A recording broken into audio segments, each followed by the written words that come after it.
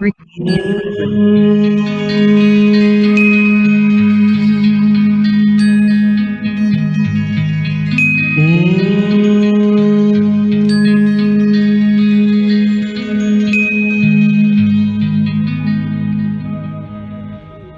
ब्रह्म से शिव बाबा पधारे, बोलते ध्वनियों।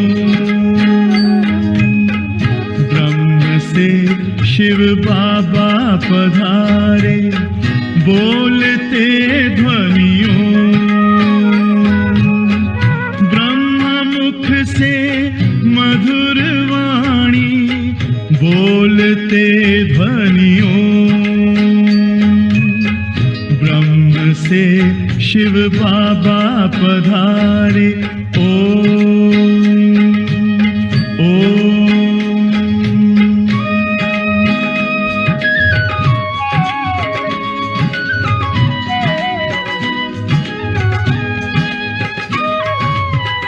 ओम की इस मधुर ध्वनि से किया परिवर्तन। प्रेम शांति सिखा के बदला सभी का जीवन। आदि देव प्रजापिता श्री, बोलते ध्वनियों। ब्रह्म मुख से मधुर वाणी, बोलते ध्वनियों। ब्रह्म से शिव बाबा पधारे, ओम ओम।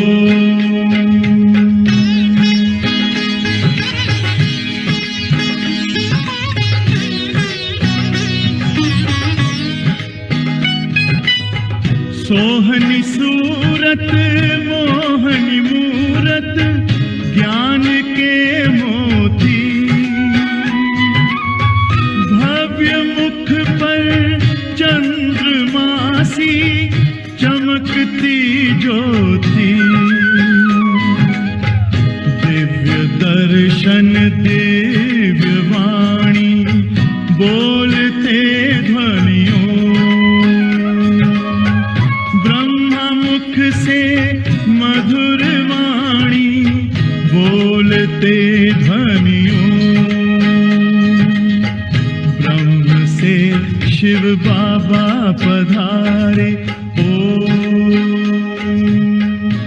ओम।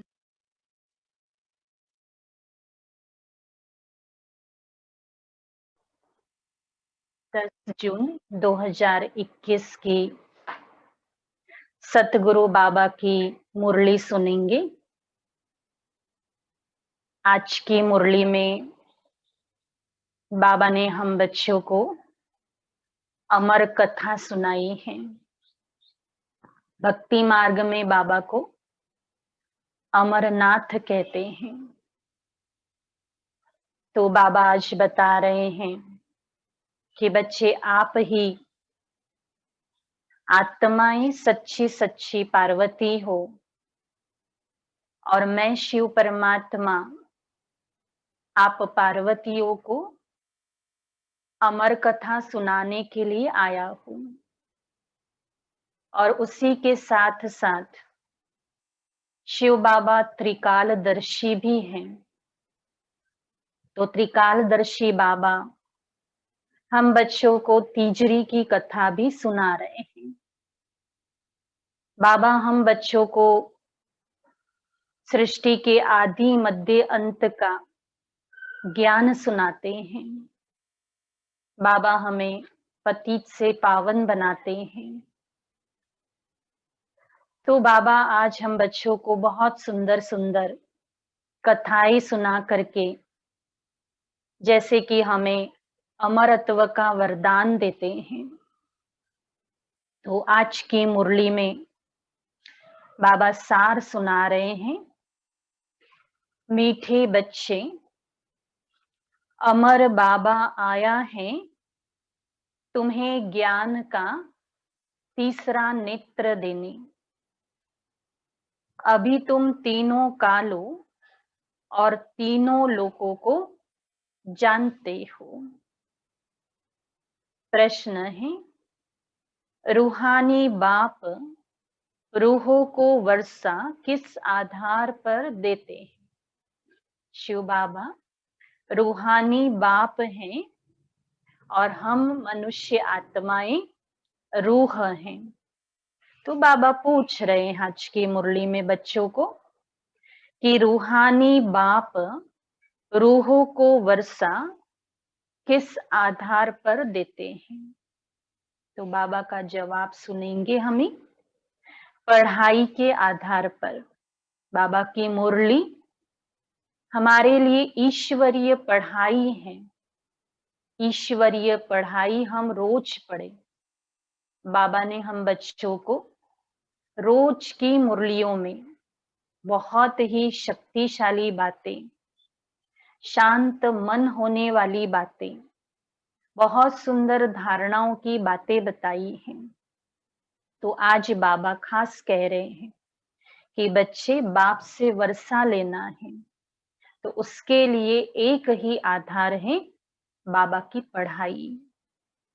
जो बच्चे अच्छी रीति पढ़ते हैं, देह अभिमान को छोड़ देही अभिमानी रहने का पुरुषार्थ करते हैं। बाबा पढ़ाई का नियम बताते हैं कि बच्चे आपको देह भान को छोड़कर देही अभिमानी, आत्म अभिमानी बनकर बाबा की पढ़ाई को पढ़ना है।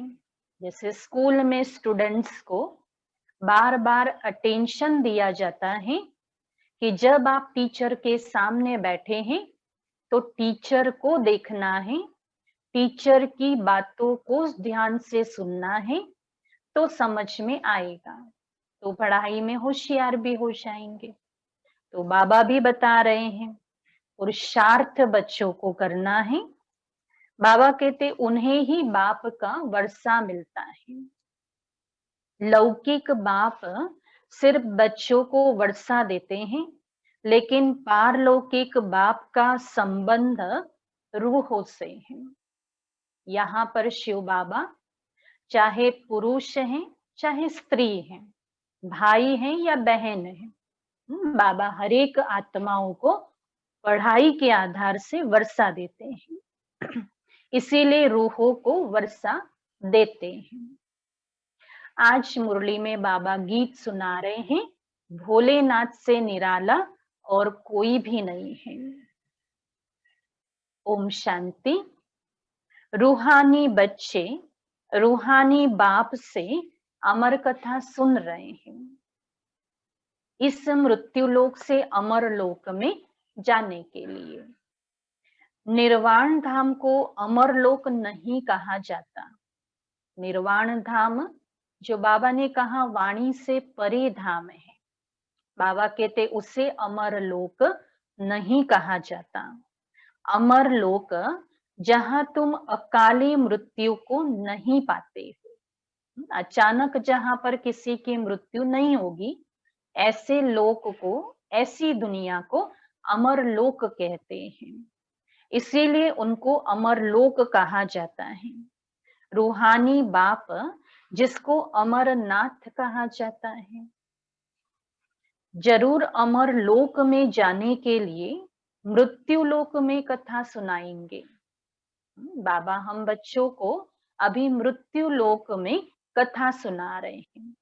तो इस कथा से सुनते सुनते हम अमरत्व को प्राप्त करते हुए फिर अमरपुरी में जा सकते हैं। तो बाबा ने इशारा दे दिया कि अमरपुरी जहां पर आप बच्चे अकाली मृत्यु को नहीं पाएंगे। इसका अर्थ है कि मृत्यु के पहले आत्मा को साक्षात्कार जरूर होगा। तो बाबा कहते हैं उसी आधार से फिर आत्मा शरीर छोड़ देती है। रूहानी बाप जिसको अमरनाथ कहा जाता है, शिव बाबा जो रूहानी बाप है, तो रूहानी बाप को ही अमरनाथ कहते हैं। जरूर अमर लोक में ले जाने के लिए मृत्यु लोक में कथा सुनाएंगे। 3 कथाएं भारत में ही मशहूर हैं। तो बाबा 3 कथा का नाम बता रहे हैं। अमर कथा, सत्यनारायण की कथा और तीसरा है तीजरी की कथा। भक्ति मार्ग में तो तीजरी का अर्थ कोई समझते नहीं है। ज्ञान का तीसरा नेत्र सिवाय ज्ञान सागर अमर बाबा के कोई दे नहीं सकते हैं। तीजरी की कथा जो ज्ञान सागर बाप हमें ज्ञान का तीसरा नेत्र देते हैं, बाबा कहते ये कोई भी नहीं दे सकते हैं। ज्ञान का तीसरा नेत्र सिवाय ज्ञान सागर अमर बाबा के कोई दे न सके, तो यह भी झूठी कथाएं सुनाते हैं। मीठे मीठे रूहानी बच्चे अभी जान गए हैं। कौन सी बात जान गए हैं? बाबा कहते हैं कि हमको अब ज्ञान का तीसरा नेत्र मिल रहा है, जिस तीसरे नेत्र से तीनों कालों तीनों लोकों को तुम जान चुके हो। मूल वतन, सूक्ष्म वतन, स्थूल वतन के आदि मध्य अंत को जान चुके हो। बाबा ने हमें यह तीनों कालों का ज्ञान दिया हुआ है। बाबा कहते मूल वतन को भी आप जान चुके हो, तो उसी के साथ साथ सूक्ष्म वतन और यहाँ जहां हम रह रहे हैं यह है स्थूल वतन। तो बाबा कहते हैं तीनों कालों अर्थात सृष्टि के आदि मध्य अंत को वो नहीं जानते।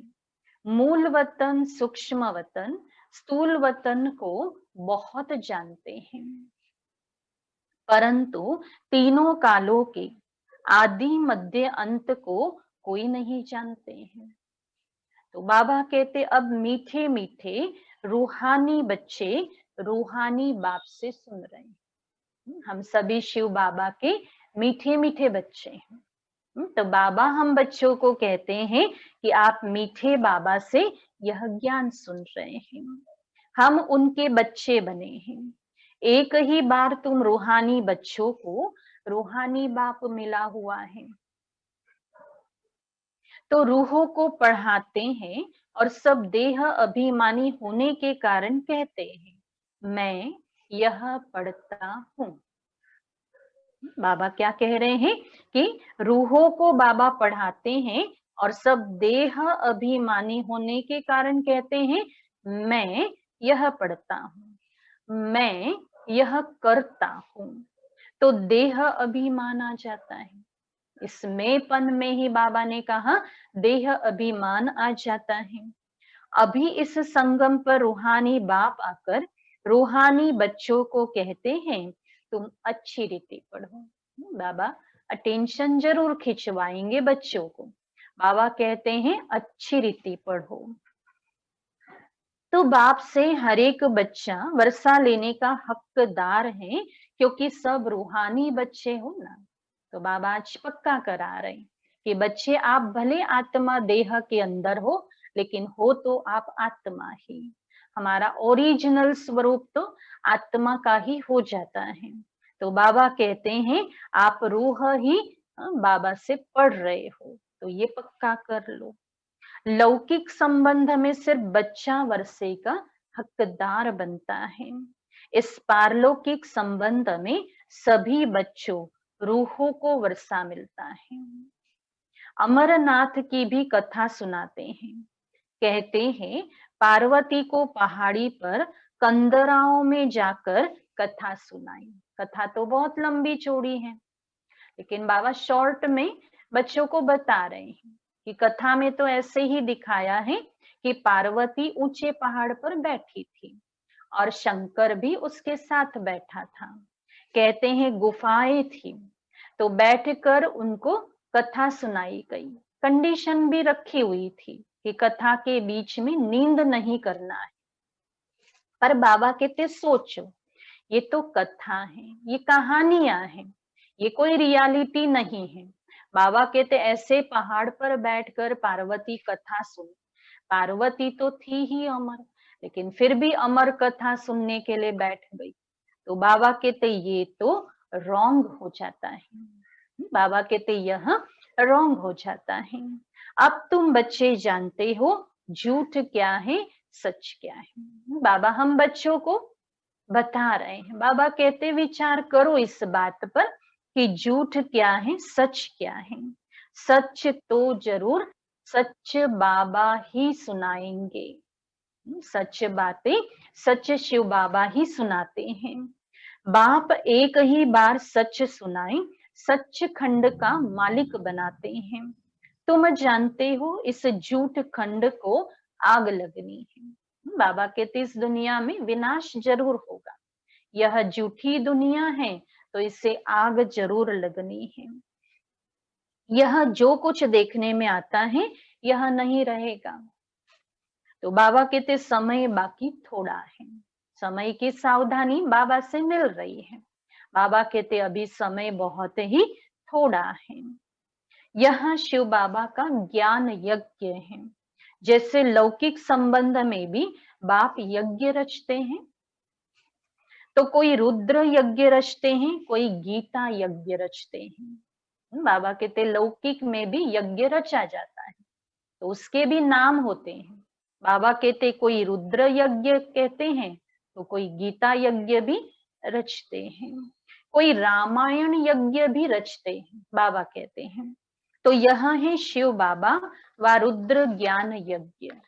बाबा हम बच्चों को इस यज्ञ की बात बता रहे कि यह शिव बाबा अथवा ज्ञान यज्ञ, तो यह अंतिम यज्ञ है। बाबा ने इस यज्ञ का पूरा नाम भी हम बच्चों को क्लियर करके दिया है, अविनाशी रुद्र गीता ज्ञान यज्ञ। तो शिव बाबा हम बच्चों को इस यज्ञ की बात सुनाते हैं। फिर बाबा कहते हैं तुम जानते हो हम अमरपुरी में जा रहे हैं। तो ये भी हमें पक्का कर लेना है कि अमर बाबा के पास हम बैठे हैं और हम अमरपुरी में जा रहे हैं। तो बाकी थोड़े मिनट का अभी रास्ता है। बाबा हम बच्चों को देखो कितनी अच्छी बात बता रहे। बाबा कहते हैं कि बहुत लंबा रास्ता नहीं है, बहुत थोड़ी मिनट का रास्ता है, बस हम वहां पर पहुंचे कि पहुंचे। कोई भी मनुष्य को यह पता नहीं है। बाबा हमें अमर कथा सुना रहे हैं। बाबा कहते ये किसी भी मनुष्य आत्मा को पता नहीं है। वो तो कह देते हैं मृत्यु लोक से अमर लोक में जाने के लिए 40,000 वर्ष पड़े हैं। दुनिया वाले इस प्रकार की बातें बता देते हैं। तो बाबा कहते वो तो कहते हैं 40,000 वर्ष पड़े हैं। अमर लोक सतयुग को कहा जाता है। तुम बच्चों को अभी बाबा सन्मुख बैठकर अमर कथा, तीजरी की कथा, सत्यनारायण की कथा सुना रहे हैं। अमर कथा, तीजरी की कथा और सत्यनारायण की कथा यह शिव बाबा आकर के हम बच्चों को सुना रहे हैं। तो बाबा कहते भक्ति मार्ग में क्या क्या होता है वो तो देखा। भक्ति मार्ग का कितना विस्तार हो गया है। कहते हैं ना भक्ति मार्ग में झांझ भी बजाना है, घंट भी बजाना है, शंखनाद भी करना है, होम हवन कीर्तन भजन आरती भी करनी है, व्रत है, उपवास है, अनेक प्रकार की तीर्थ यात्राएं भी करनी है। तो बाबा कहते देखो बच्चे भक्ति मार्ग में कितना विस्तार हो जाता है। तो बाबा आगे बता रहे हैं जैसे झाड़ का बड़ा विस्तार होता है वैसे ही भक्ति का भी बड़ा कर्म कांड का झाड़ है। बाबा कहते भक्ति में कर्म के आधार से भगवान को याद करना, तो कर्म कांड का कितना बड़ा झाड़ हो जाता है। यज्ञ व्रत नेम जप तप आदि कितना करते हैं। तो इस जन्म में भक्त तो बहुत बैठे हुए हैं, मनुष्यों की वृद्धि होती रहती है। तुम भक्ति मार्ग में आए हो तब से दूसरे धर्म स्थापन हुए हैं। बाबा कहते जब से भक्ति शुरू हुई, अर्थात द्वापर युग की बात बाबा सुना रहे हैं। बाबा कहते देखो आप बच्चे, कि जब से आप बच्चे भक्ति में आए हो, तब से अनेक प्रकार के धर्मों की भी स्थापना हुई है। हर एक का अपने धर्म से कनेक्शन है। बाबा कहते हैं ना, जैसे क्रिश्चियन धर्म वाला है तो वो तो क्रिश्चियन धर्म से ही कनेक्शन में जुड़ा हुआ रहता है। तो इस प्रकार से सब धर्म वाले अपने अपने धर्म के कनेक्शन में होते हैं। तो हर एक की रस्म रिवाज अलग है। बाबा कहते भारत अमरपुरी था, भारत अभी क्या बन गया, मृत्यु लोक बन गया है। तो तुम आदि सनातन देवी देवता धर्म वाले थे, परंतु अब पतित होने के कारण तुम अपने को देवता कहला नहीं सकते हैं। यह तो तुमको भूल गया है कि हम सो देवता थे। बाबा कहते भूल गए ना, इसलिए शिव बाबा आया है बच्चों को याद दिलाने के लिए कि बच्चे अब आपको फिर से मैं पूज्य बना रहा हूँ, पुजारी बन गए। बाबा कहते अभी आप शूद्र बन गए, तो फिर से मैं आपको देवता बना रहा हूँ। जैसे कहते हैं क्राइस्ट ने हमारा धर्म स्थापन किया, तो हमारे क्रिश्चियन चले आए हैं। ऐसे नहीं कि यूरोपियन धर्म के हैं, वैसे तुम हिंदुस्तान में रहने वाले अथवा भारत में रहने वाले देवी देवता धर्म के हो। तो हम किस धर्म के हैं ये हम याद रखें, हम देवी देवता धर्म के हैं, परंतु अपने को देवता कहला नहीं सकते हैं। समझते हो हम तो पापी हैं, नीच हैं, कंगाल हैं, विकारी हैं। देखो बाबा क्या कह रहे हैं कि बच्चे अपने आप को कितना नीचे गिरा रहे हैं। बाबा कहते भक्ति में भगवान के आगे दो हाथ जोड़ करके बार बार कह रहे हैं कि हे भगवान, मैं पापी हूँ, मैं नीच हूँ, मैं कपटी हूँ, मैं कंगाल हो गया हूँ। तो बाबा कहते हैं भक्ति मार्ग में मनुष्य दुखी होते हैं तो बाप को ही पुकारते हैं ना। दुख आ गया तो भगवान की याद आ गई, तो भगवान को पुकारने लग गए। यह सिर्फ तुम ब्राह्मण बच्चे ही जानते हो कि जिस बाप को पुकारते आए हैं वो हमको बेहद का वर्षा देने के लिए अमर कथा सुना रहे हैं। बेहद का, हमें शिव बाबा से वर्षा लेना है। तो बेहद का अर्थ क्या हो जाता है, बाबा ने कहा ना लौकिक बाप भी अपने बच्चों को वर्षा देता है, लेकिन बाबा कहते देखो बच्चे, उस वर्षे में क्या होता है कि कभी कभी या तो वो वर्षा, वो प्रॉपर्टी खत्म हो जाती है, या तो फिर प्रॉपर्टी को यूज करने वाला ही फिर मर जाता है, खत्म हो जाता है। लेकिन यहाँ पर शिव बाबा हम बच्चों को बेहद का वर्षा दे रहे हैं। तो बेहद का वर्षा क्या हो जाता है कि इस समय संगम युग में बाबा हम बच्चों को कहते हैं कि बाबा के सर्व गुण सर्व शक्तियां, बाबा का इतना शक्तिशाली ज्ञान हमें मिल रहा है जिससे हम आत्मा संतुष्ट, भरपूर और तृप्त हो रहे हैं। मन शांत हो रहा है, तन शीतल बन जाता है, अर्थात सारे दिव्य गुण हमारे अंदर आने लगते हैं। स्वभाव संस्कार हमारा बहुत श्रेष्ठ होता जाता है, चाल चलन में भी हमारे रॉयल्टी आने लगती है। और उसी के साथ साथ बाबा कहते जब आप बच्चे भविष्य नई दुनिया में जाते हो, बाबा ने आज कहा ना अमर लोक में भेज रहा हूं, तो बाबा कहते उस नई दुनिया में भी तो आपको क्या है कि बाबा 16 कला संपन्न सर्वगुण संपन्न बना करके राजाई हाथ में दे देता है। बाबा ने यहाँ तक कहा कि बच्चे आपको तो वहां पर आसमान भी आपका हो जाएगा, धरती भी आपकी हो जाएगी, यानी कि पूरी धरती के मालिक आप बन के रहोगे। तो बाबा इसलिए कहते हैं हम अमरपुरी के मालिक बनने वाले हैं। अमरपुरी को स्वर्ग कहा जाता है। तो बाबा कहते तुम कहेंगे हम स्वर्गवासी बनने के लिए पुरुषार्थ कर रहे हैं। कलयुग में मनुष्य मरते हैं तो कहते हैं ना स्वर्गवासी हुआ। कलयुग में मनुष्य मरा और कहने में क्या कह दिया कि भाई ये तो स्वर्गवासी हुआ। अब उसने कोई स्वर्ग में जाने के लिए पुरुषार्थ थोड़ी ना किया, है ना, पाप कर्म करके मरा, झूठ बोल के मरा, मारपीट लूट मार करके मरा, सारा जीवन दुखी हो करके मरा, तकलीफ में, रोग में, पीड़ा में, दर्द में होकर के मरा। अब ऐसी आत्माएं बाबा कहते सोचो, क्या वो स्वर्ग में जा सकती है? स्वर्ग में जाने के लिए तो बाबा ने कहा कितना पुरुषार्थ करना पड़ता है। तुम तो पुरुषार्थ कर रहे हो अमरपुरी वैकुंठ में जाने के लिए। तो बाबा कहते पुरुषार्थ कराने वाला कौन? अब ये भी बाबा कहते याद रखो कि पुरुषार्थ कराने वाला कौन है? अमर बाबा, जिसको अमरनाथ भी कहा जाता है।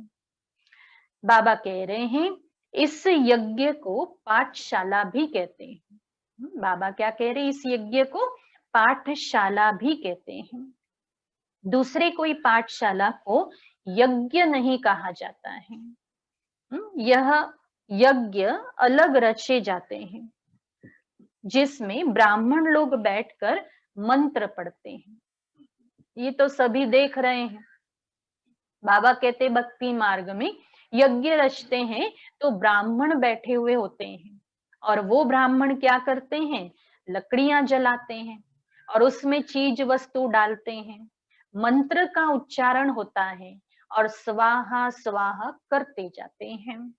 बाबा कह रहे हैं कि तुम्हारा यह कॉलेज भी है। अब बाबा और एक बात क्या बता रहे कि बच्चे यह यज्ञ क्या है? आपका कॉलेज भी है, यज्ञ भी है, तो दोनों इकट्ठे हैं। इस यज्ञ में हम बैठे हैं, यहाँ हम यज्ञ भी कर रहे हैं, अर्थात बैठ के हम अपने देह भान को स्वाहा कर रहे हैं, भगवान को अर्पित कर रहे हैं। तन भी तेरा, मन भी तेरा, धन भी तेरा, स्वाहा कर रहे हैं। और उसी के साथ साथ बाबा कहते यहाँ पर आप बच्चे पढ़ाई भी पढ़ रहे हो। यह ईश्वरीय विश्वविद्यालय है, इसे यूनिवर्सिटी भी बाबा कहते हैं, तो कॉलेज भी कह रहे हैं।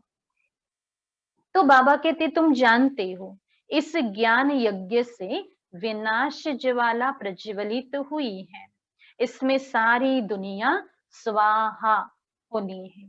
सारी दुनिया बाबा कह रहे हैं स्वाहा होनी है, फिर नई दुनिया बननी है। इसका नाम ही है महाभारी महाभारत लड़ाई। बाबा क्या कह रहे हैं? इसका नाम है महाभारी महाभारत लड़ाई। इस जैसी लड़ाई और कोई होती नहीं। कहते हैं युद्ध में मुसलों से लड़ाई हुई, तुम्हारे साथ लड़ाई तो है ही नहीं। हमें कोई हाथ पैर चला करके, शस्त्र हाथ में उठा करके बाबा कहते लड़ाई नहीं करनी है। इसको महाभारत लड़ाई क्यों कहते हैं? बाबा ने मुरली में प्रश्न रखा कि बच्चे इसको महाभारत लड़ाई क्यों कहते हैं? तो बाबा कहते भारत में तो एक ही धर्म होता है ना, मौत तो बाहर है।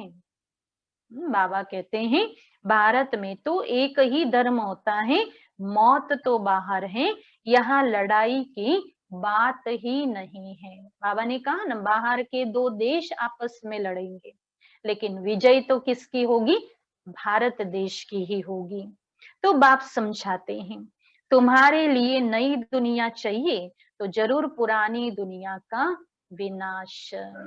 जैसे बाबा कई बार एग्जाम्पल भी देते हैं कि बच्चे पुराना मकान है और नया मकान बनाना है, तो उस पुराने मकान को पहले गिराना तो पड़ेगा, पहले वहां साफ सफाई तो करनी पड़ेगी, फिर वहां पर नया मकान बनेगा।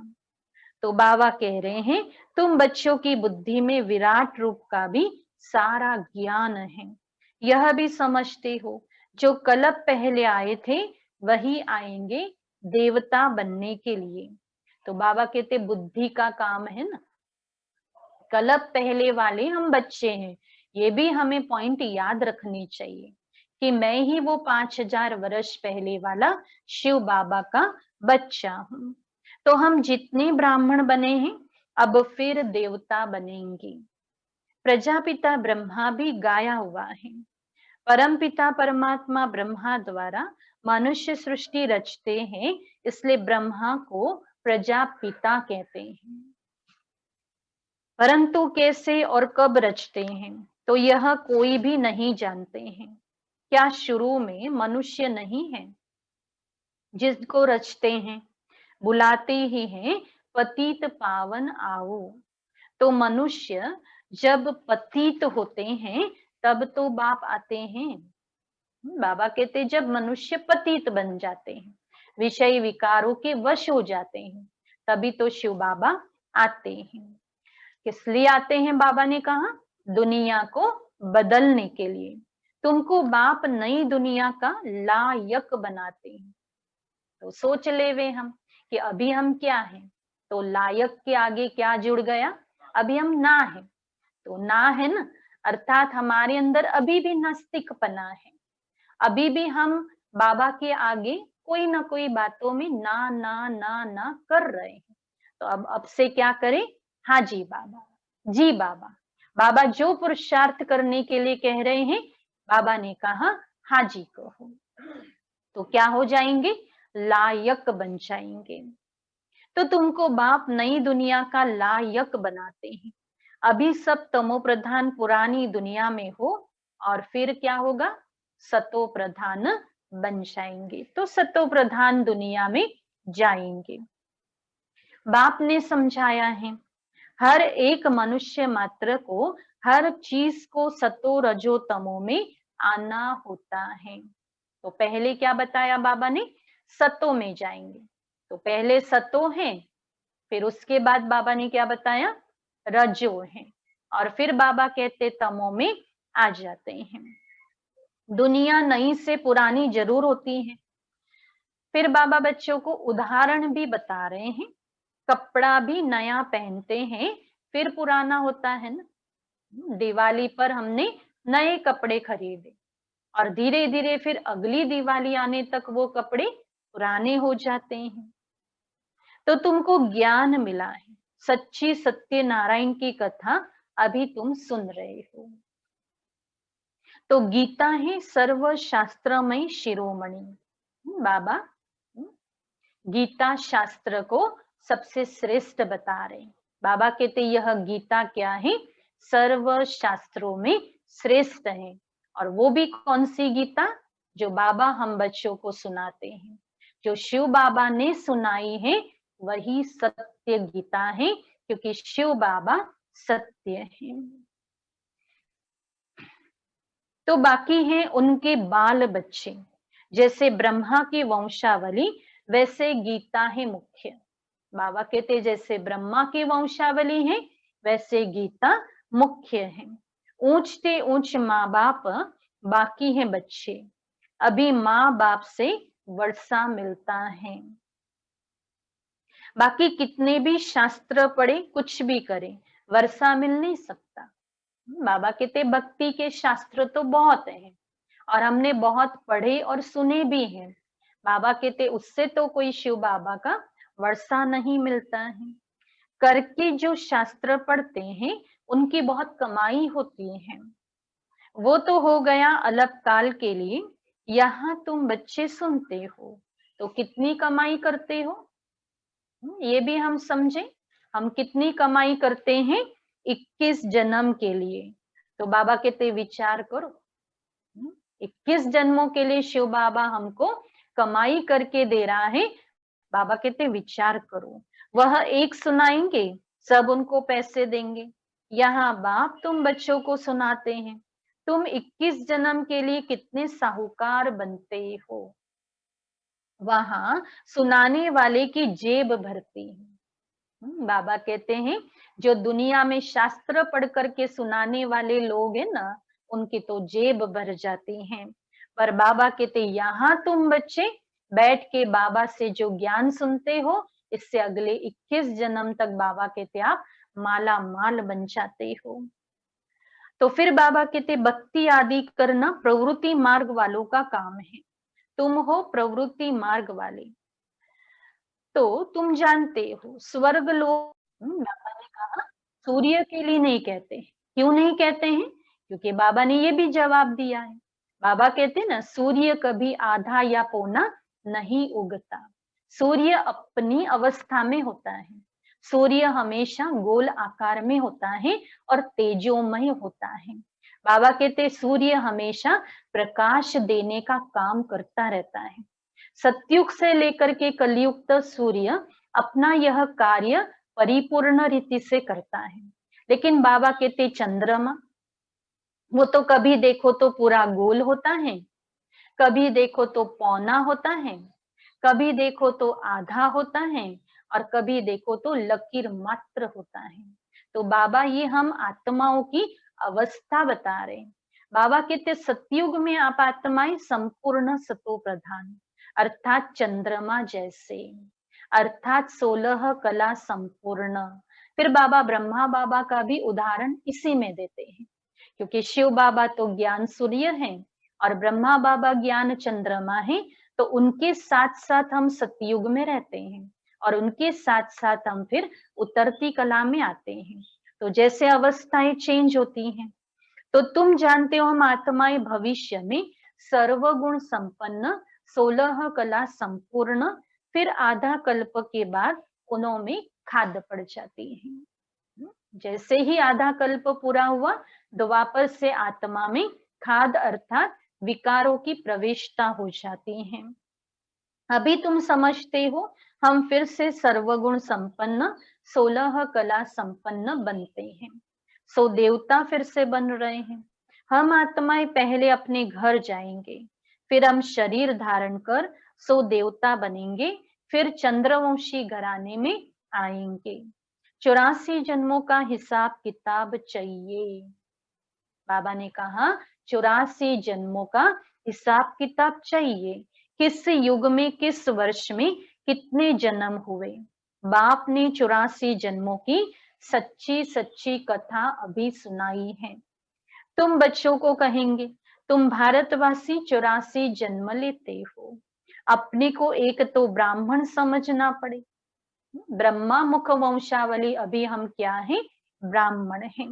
मम्मा बाबा कहते हो ना, वर्षा शिव बाबा से लेते हो ब्रह्मा द्वारा, ब्रह्मा भी उनका हो गया, ब्रह्मा से वर्षा मिल नहीं सकता। शिव बाबा कहते ब्रह्मा बाबा के द्वारा शिव बाबा का वर्षा बच्चों को मिलता है, परंतु ब्रह्मा के द्वारा बच्चों को वर्षा नहीं मिलता है। इन ब्रह्मा से नहीं, जिससे वर्षा नहीं पाना है उनको याद नहीं करना। बाबा ये तो हमेशा कहते हैं मुरलियों में कि बच्चे ब्रह्मा बाबा को रिगार्ड जरूर दो।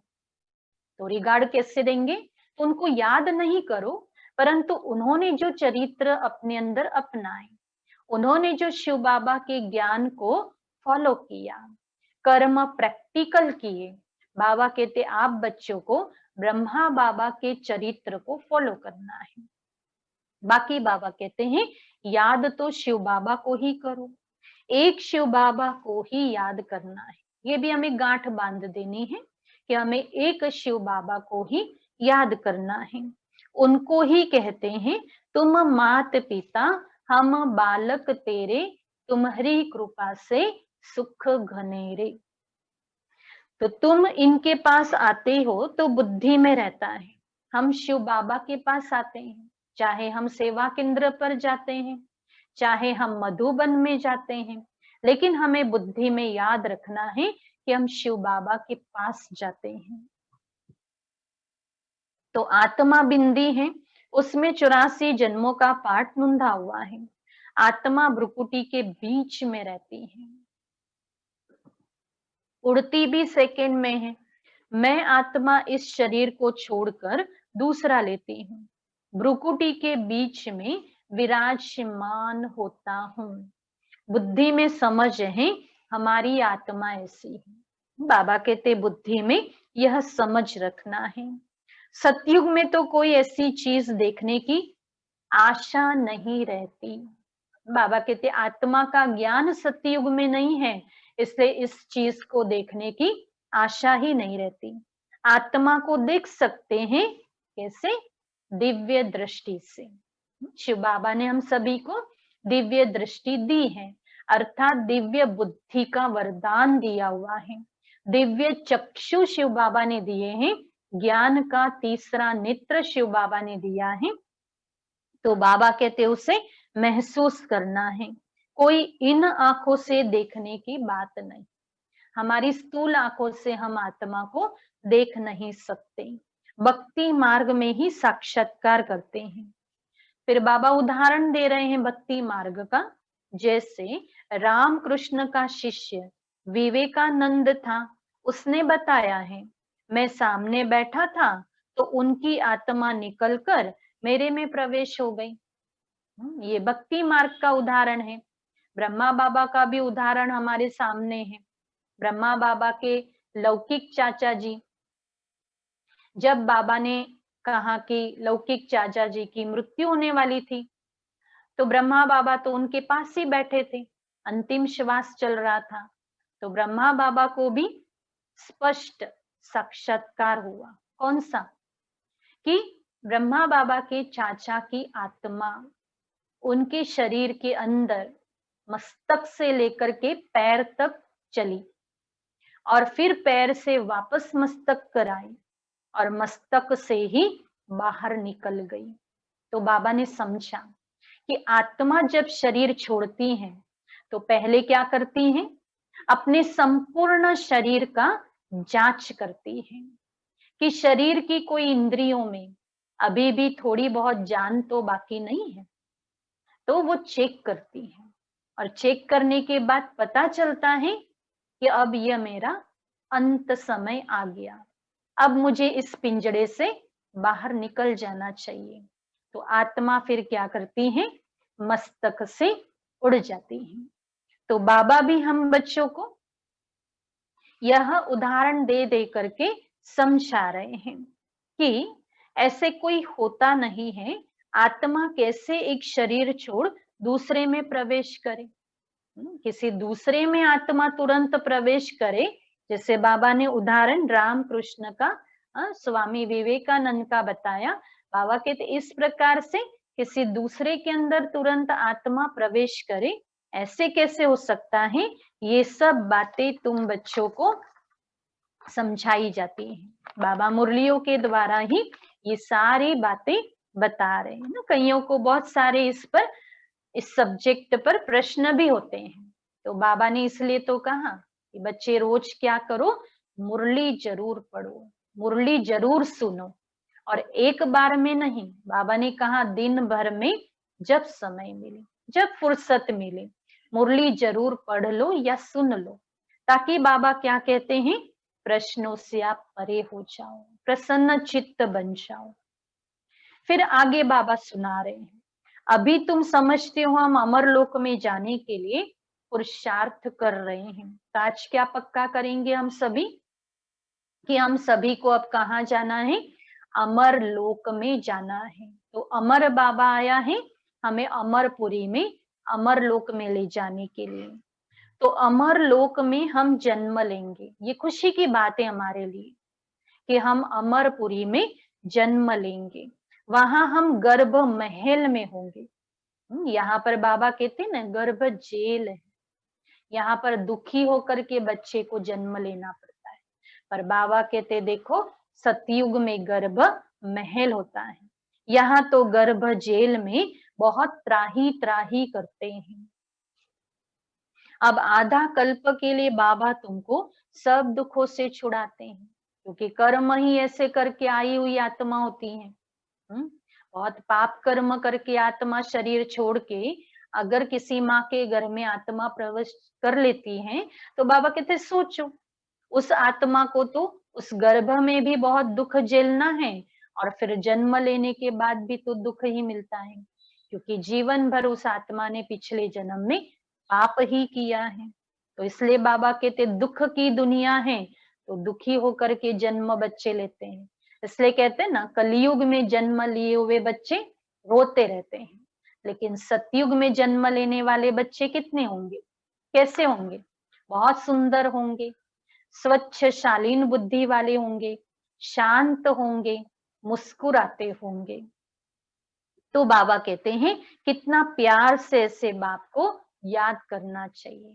मुरली के अंत में बाबा बच्चों को कह रहे कि बच्चे आपको शिव बाबा को कितना प्यार से याद करना चाहिए, है ना। बाबा को याद करने के लिए हमें कोई मजबूरी नहीं है। बाबा को याद करने के लिए हमें किसी ने जबरदस्ती नहीं कहा है। बाबा को याद करने के लिए हमें कोई मार नहीं रहा है, डांट नहीं रहा है, या बार बार हमारे पीछे कोई नहीं पड़ रहा है कि बाबा को याद करो, बाबा को याद करो। इस प्रकार से भी नहीं है। लेकिन बाबा कहते अपने आप, बच्चे आप आत्मा का आपको कल्याण करना है, आपको अमरपुरी में जाना है, तो ऐसे अमरनाथ बाबा को बहुत प्यार से याद करना है। अच्छा, मीठे मीठे सिखिलद्दे बच्चों प्रति मात पिता बाप दादा का याद प्यार और गुड मॉर्निंग। रूहानी बाप की रूहानी बच्चों को नमस्ते। हम रूहानी बच्चों की रूहानी मात पिता बाप दादा को याद प्यार, गुड मॉर्निंग और नमस्ते। शुक्रिया बाबा, शुक्रिया। तो धारणा के लिए मुख्य सार आज सतगुरु बाबा सुना रहे हैं। पहली बात बाबा सुना रहे हैं, स्वयं को रूह समझ। बाबा कहते हैं स्वयं को रूह समझ, रूहानी बाप से पढ़कर पूरा वर्षा लेना है। रूह समझो और रूहानी बाप से पूरा वर्षा लो।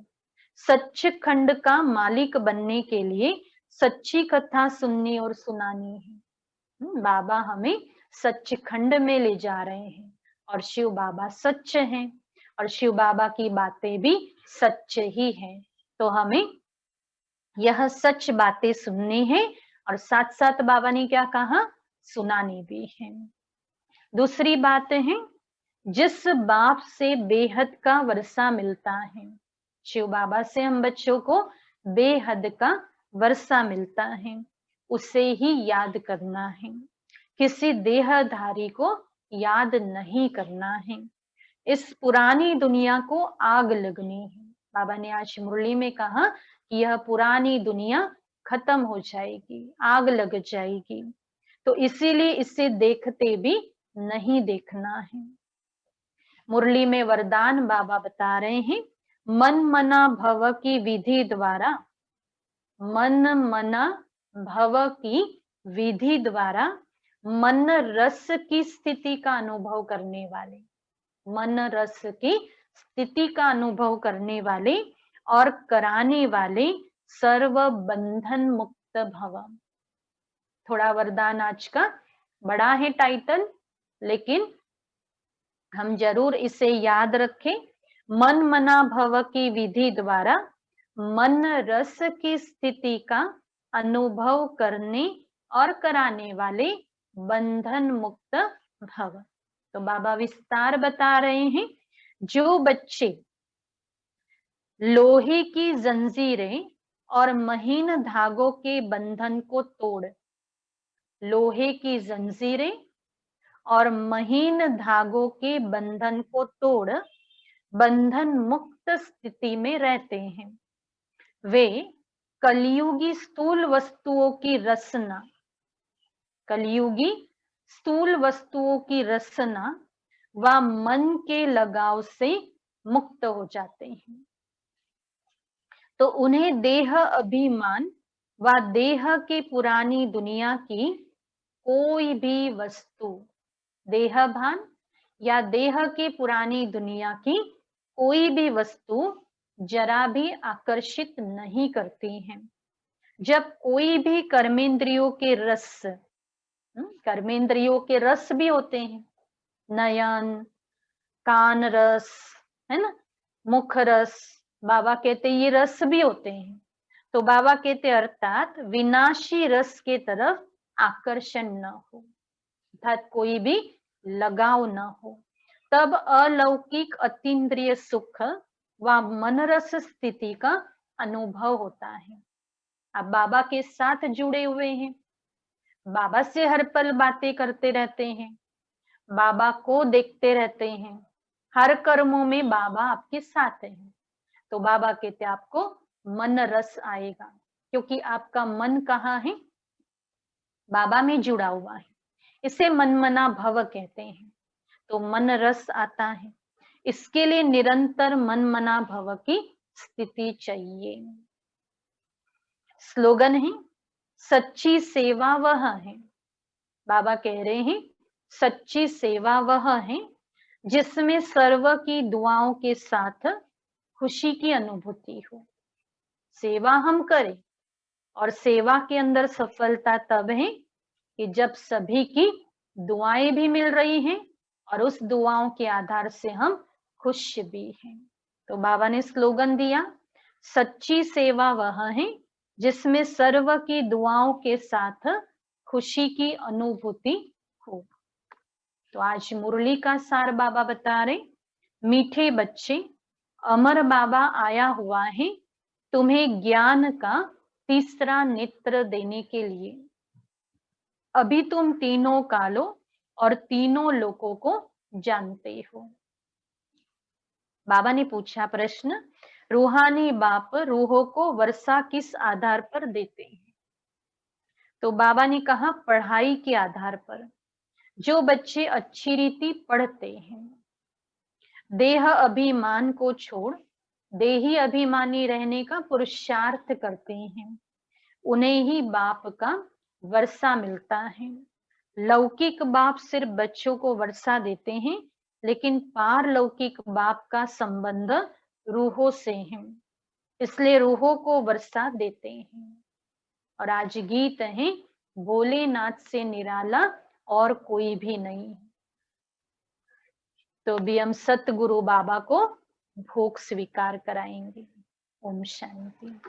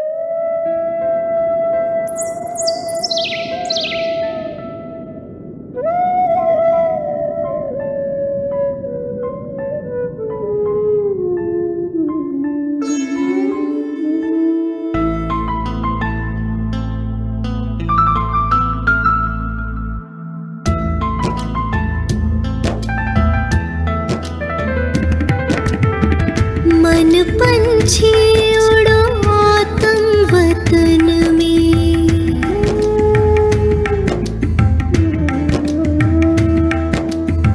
मन पंछी उड़ो आतम वतन में, पहनो फरिश्तों वाला चोला, मन मना भव माँ में कम के तार, मन मना भव माँ में कम के तार, जोड़ लो करो शिव का दीदार, अपने वहाँ घर के आंगन में, मन पंछी उड़ो आतम वतन में।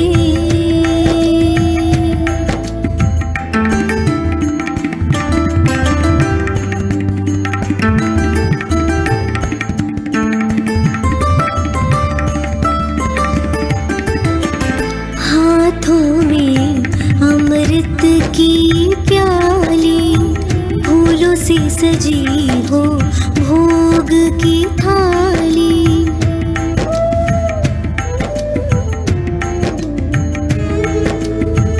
हाथों में अमृत की प्याली, फूलों से सजी हो भोग की थाली, आज मनाओ सतगुरुवार, आज मनाओ सतगुरुवार, जाओ नील गगन के पार, बैठे लिए वो इंतजार अखियन में, बैठे लिए वो इंतजार अखियन में, मन पर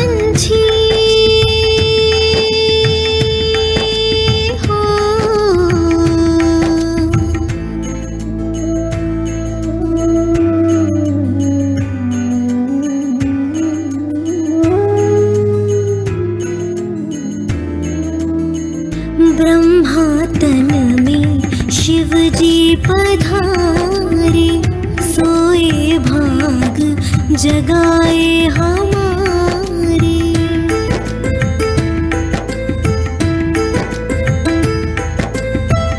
ब्रह्मा तन में शिव जी पधारे, सोए भाग जगाए हमारे। सागर है वो खोले अमृत का द्वार, सागर है वो खोले अमृत का द्वार। भर लाना वो सागर अपार, झपके न पलके उस क्षण मिलन में, झपके न पलके उस क्षण मिलन में। मन पंछी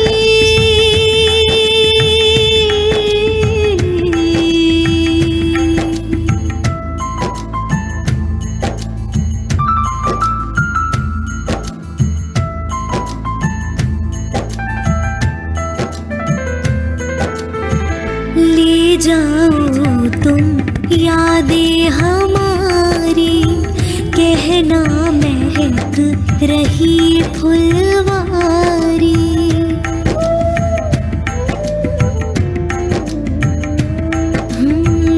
ले जाओ तुम यादें हमारी, कहना महक रही फुलवारी। बैठे हैं हम पलके बिछाए, बैठे हैं हम पलके बिछाए। दिल में रूहानी प्यार समाए, संगम के सुहाने सफर में, संगम के सुहाने सफर में। मन पंछी उड़ो आत्म वतन में, मन पंछी उड़ो आत्म वतन में।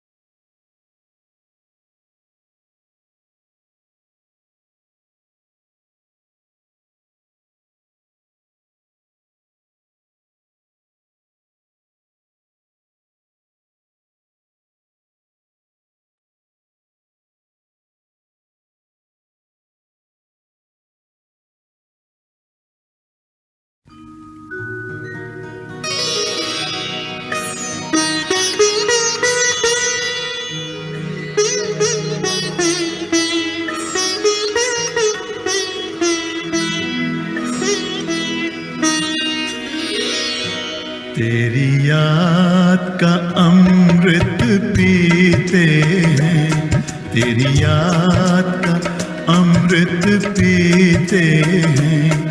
तेरी याद में जीते हैं बाबा, तेरी याद में जीते हैं बाबा। तेरी याद का अमृत पीते हैं, तेरी याद का अमृत पीते हैं। रहे याद सदा ही साथ तेरी, रहे याद सदा ही साथ तेरी। बस और न हम कुछ चाहेंगे, बस और न हम कुछ चाहेंगे। तेरी याद का अमृत पीते हैं, तेरी याद का अमृत पीते हैं।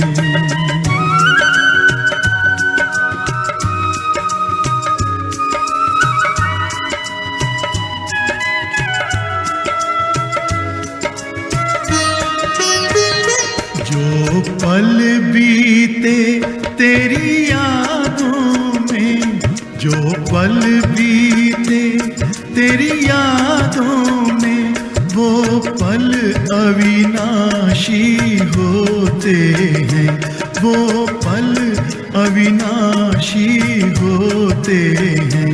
हर पल को सफल बना देंगे, हर पल को सफल बना देंगे।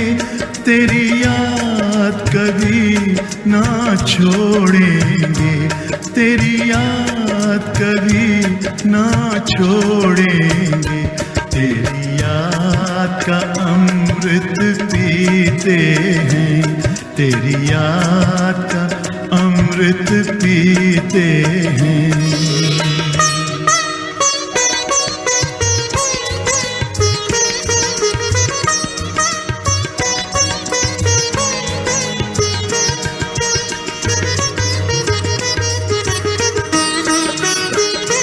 यूं ही आप रहो संग संग बाबा, यूं ही आप रहो संग संग बाबा। इस दुनिया के सुख पाने क्या, इस दुनिया के सुख पाने क्या। लहराते रहे तेरी यादों में, लहराते रहे तेरी यादों में। उन यादों में खो जाएंगे, उन यादों में खो जाएंगे।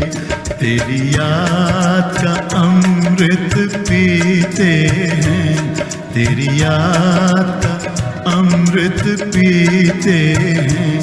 तेरी याद में जीते हैं बाबा, तेरी याद में जीते हैं बाबा। तेरी याद का अमृत पीते हैं, तेरी याद का अमृत पीते हैं। रहे याद सदा ही साथ तेरी, रहे याद सदा ही साथ तेरी। बस और न हम कुछ चाहेंगे, बस और न हम कुछ चाहेंगे। तेरी याद का अमृत पीते हैं, तेरी याद का अमृत पीते हैं। तेरी याद का अमृत पीते हैं, तेरी याद का अमृत पीते हैं।